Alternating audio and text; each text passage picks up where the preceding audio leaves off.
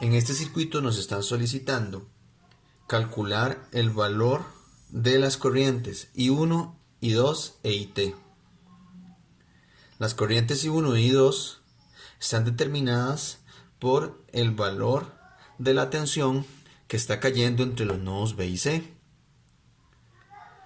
Ese valor de tensión está sujeto al valor de resistencia equivalente que hay entre esos dos nodos, es decir, la resistencia equivalente de estas cuatro resistencias, que va a quedar en serie con la resistencia 5. Por lo tanto, podríamos simplificar el circuito sumando estas dos resistencias que están en serie y estas dos resistencias que están en serie también, obteniendo un circuito parecido a este que está acá, y luego sumando estas otras dos resistencias que se encuentran en paralelo para obtener un circuito como este, con una fuente y dos resistencias en serie. Con esto podríamos calcular el valor de la tensión entre los nodos B y C, calculando el valor del voltaje que cae en esta resistencia equivalente RT. Eso lo podríamos hacer con una regla divisora de voltaje. Y una vez obtenido esa tensión entre B y C, nos trasladaríamos al circuito original y podríamos entonces establecer con la ley de Ohm la corriente que pasa por esta rama y por esta otra. Entonces, estas dos resistencias en serie, al ser sumadas, tenemos una resistencia equivalente de 250 ohmios. Estas otras dos nos van a dar una resistencia equivalente de 400 ohmios. Entonces, si sumamos estas dos resistencias de la manera que sabemos cómo se realiza con dos resistencias en paralelo, vamos a ponerle RT, serían 250 por 400 entre 250 más 400. Vamos a tener una resistencia total de aproximadamente 153,85 ohmios. Esta resistencia total va a ser de 153,85 ohmios. Podríamos calcular entonces con la regla divisora de voltajes el voltaje en RT. El voltaje en RT estaría definido por 40, que es el voltaje de la fuente, por 153,85 ohmios entre la suma de las dos resistencias que están en serie, 153,85 más 50. Eso me va a dar un voltaje aproximado en RT de 30,19 voltios. 30,19 voltios es lo que está cayendo en esta resistencia RT. Ahora bien, si yo quisiera, podría aprovechar este voltaje RT y calcular la corriente que está entrando a RT, esta corriente que está entrando acá. Y en RT sería 30,19 voltios entre el valor de la resistencia RT, que serían 153,85 ohmios. Y esa corriente y RT me va a dar aproximadamente 196,22 miliamperios. Ahora bien, sabemos que entre B y C hay 30,19. Entre B y C hay 30,19.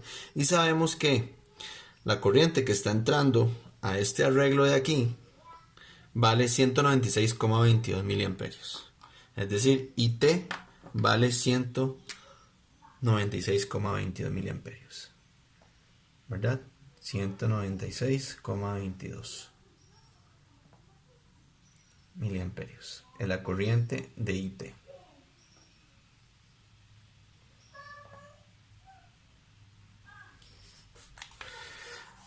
Ahora bien, sabemos que esa corriente entra a estas dos ramas y se divide, ¿verdad?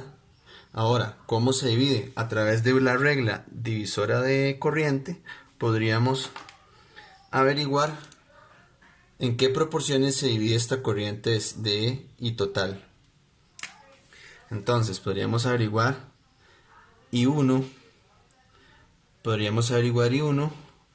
con la regla divisora de corriente de esta forma. La corriente total 196,22 miliamperios por la resistencia que no me interesa, ¿verdad? Y uno es esta. La resistencia que no me interesa sería esta resistencia equivalente. 100 más 300 serían 400. Entre la suma de las dos resistencias. 400 más la resistencia que hay acá sería 200 más 50. 250. Entonces eso me daría aproximadamente una corriente I1 con un valor de 120,75 miliamperios. Ok, aquí tenemos I1. Ahora bien, sabemos que la I total, eso nos lo dice la ley de corrientes de Kirchhoff, que la I total que entra a este nodo, que son 196, es la suma de las que salen, o sea, I1 más I2. Entonces la I total es I1 más I2. Por lo tanto, la I total menos I1 va a ser I2. Entonces serían 196,22 miliamperios menos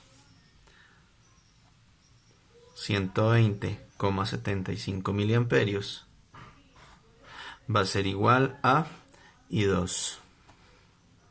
Y esto me va a dar aproximadamente un valor de I2 igual a 75,47 miliamperios. De esa forma ya tendría entonces el valor de I2, el valor de I1 y el valor de I total, ¿verdad? Que es lo que me están preguntando en el problema. Por lo tanto, nuevamente es el procedimiento. Analizamos el circuito, a ver qué es lo que nos están pidiendo y vemos si nos están solicitando una tensión.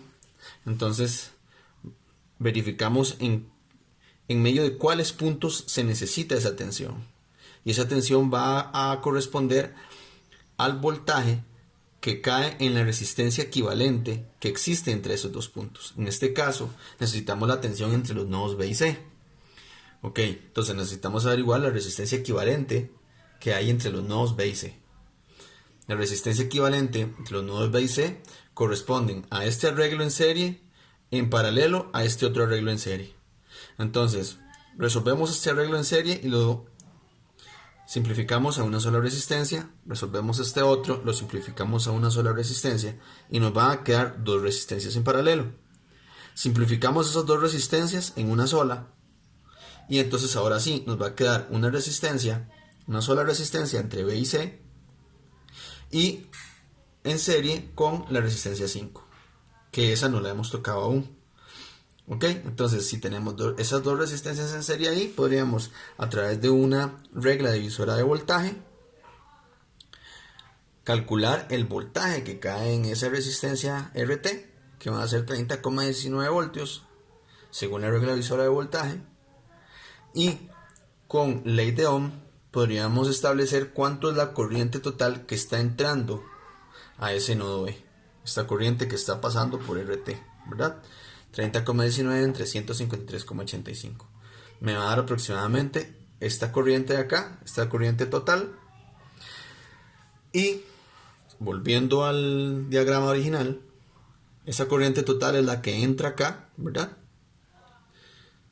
Y se divide en estas dos ramas. Estos 196,22 miliamperios se divide en I1 y en I2. Entonces tenemos la corriente total que se divide en dos ramas que tienen dos niveles de resistencia diferentes. Por lo tanto, podríamos usar una regla de divisor de corrientes para establecer cuál es la cantidad de corriente que pasa por cada rama. De esta forma. Una vez hecho eso, y con base en la ley de corrientes de Kirchhoff, que nos dice que las corrientes que entran a un nodo o la sumatoria de las corrientes que entran a un nodo es igual a la sumatoria de las corrientes que salen, podríamos establecer que I2 es IT menos I1 y nos va a dar aproximadamente 75,47 miliamperios.